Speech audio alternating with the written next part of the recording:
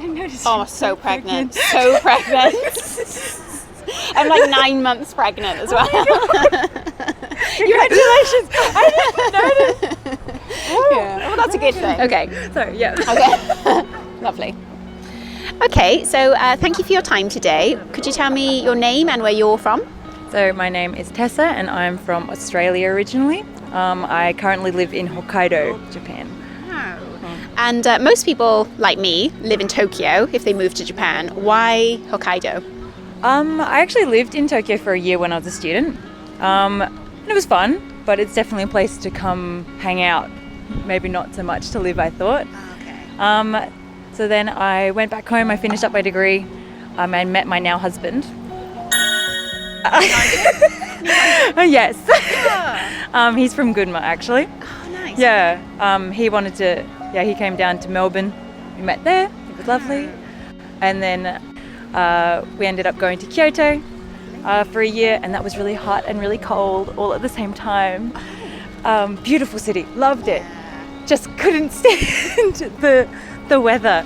So we never been to Hokkaido before. We were just like, sounds nice, let's go there.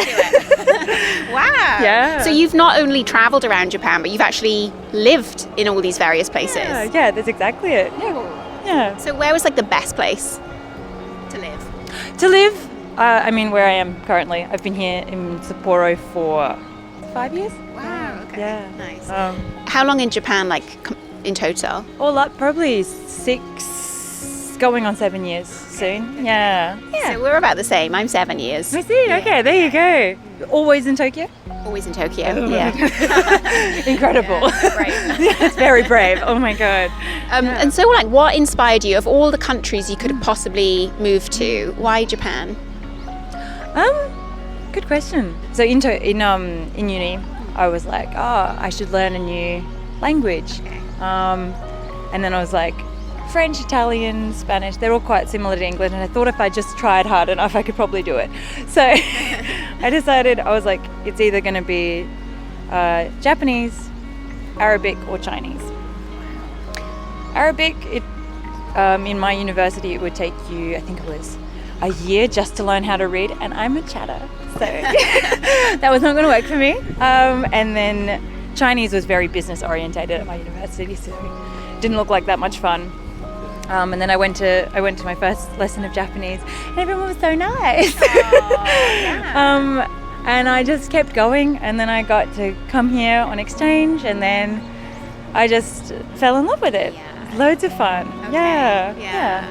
Do you think there's like a way of life here, or there's something that really resonated with you, even though you're Australian? Like, is there something that just sort of like you felt like yes about Japan? It could be like a really small example, like any tiny thing, like, oh, you really like the food, or the way that someone treated you, or something like that really like hit you and you thought, wow, this is amazing. I mean, yeah, the food's awesome. That's half the reason. I think, I'm only 29, so I've spent most of my adult life here. And I think it's the way that they go, like, everyone just treats each other. It's really, like, it's a lot of that, you should definitely think about others and, like, make sure you respect everyone's time and, like, respect everyone's space. A lot harder to do here in Tokyo. Yeah. But everyone's just, like, really lovely.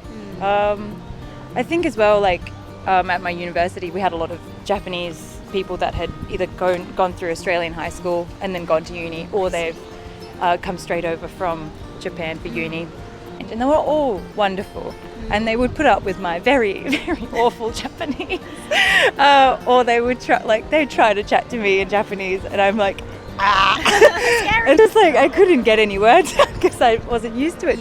But they were also lovely about it. And obviously, I fell in love with one, so.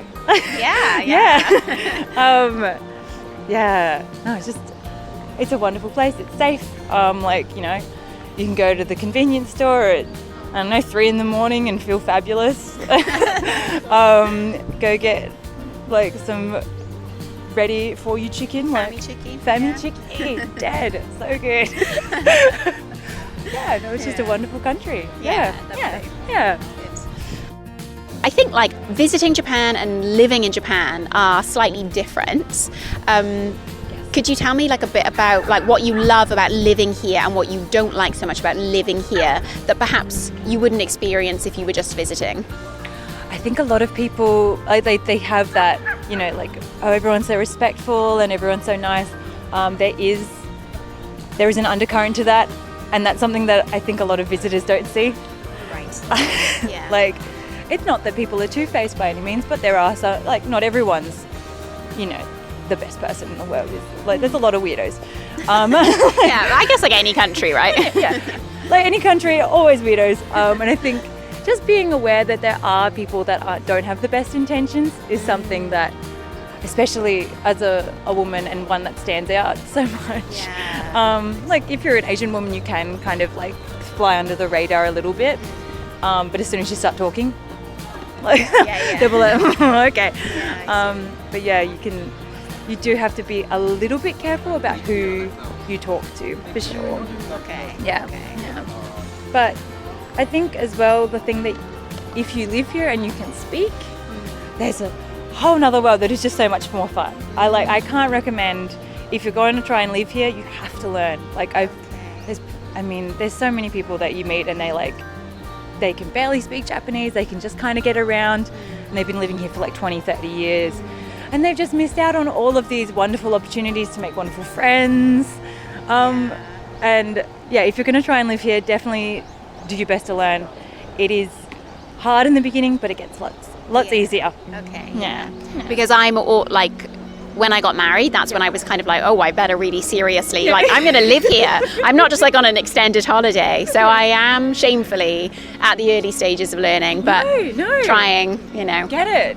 Yeah. Beautiful. Though doesn't matter when you start, as long as you try. Oh, yeah. For sure. Like, I mean, you're never going to be perfect. Like, I'm nowhere near perfect, but yeah, like, it's a whole world of difference once you can actually like talk to people and get to know them and communicate. Yes, you talk with people, and they're not like trying to like, I don't know, it's not that half and half. Yeah. Me Tarzan, you Jane. Yeah, that's exactly it. Oh my god.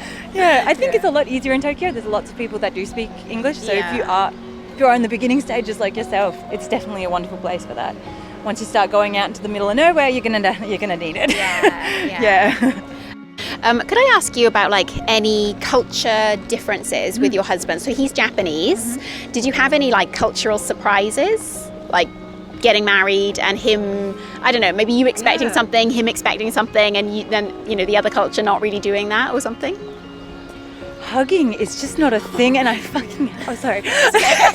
just can't. I touch everything. I'm ready. Okay. Like I'm a very physical person. He is not. Right.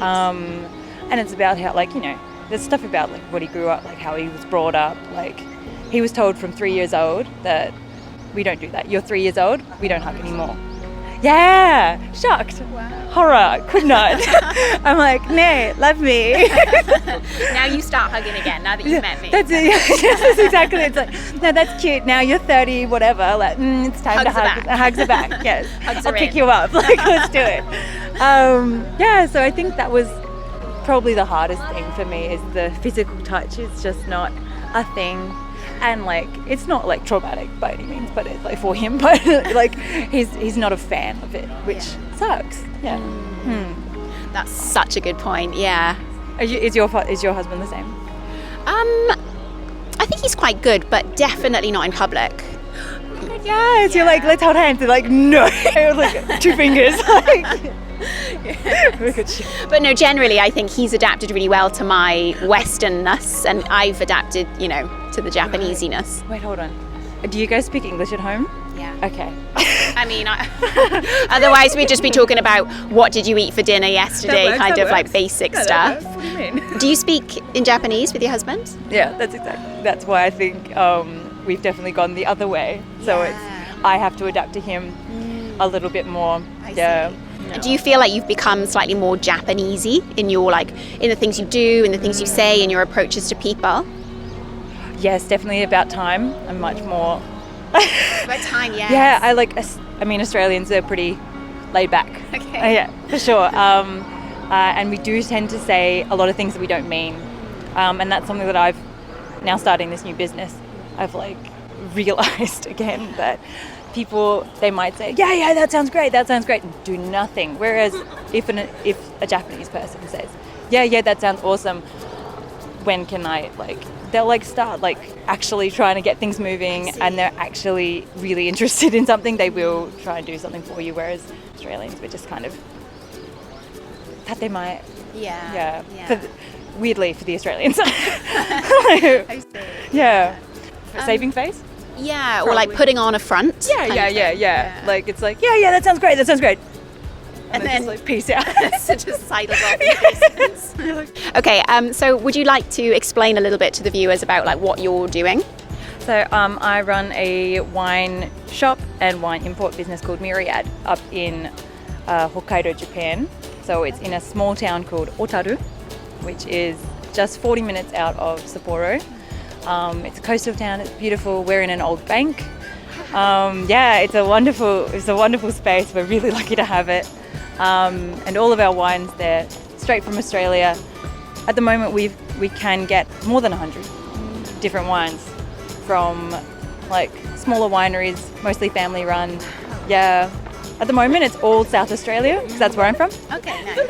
And we've got really good wines. So Okay. Oh, good. Yeah. Okay, so we'll put the link in the description box. Mina-san, please do check out the description box. And if you are a fan of wine, please do check out her. Yeah. Lovely. Okay, well, thank you so much for your time, and you were so much fun to interview. No, Thank you. Ooh. You're late. No, it's all right. We'll be fine. We'll run.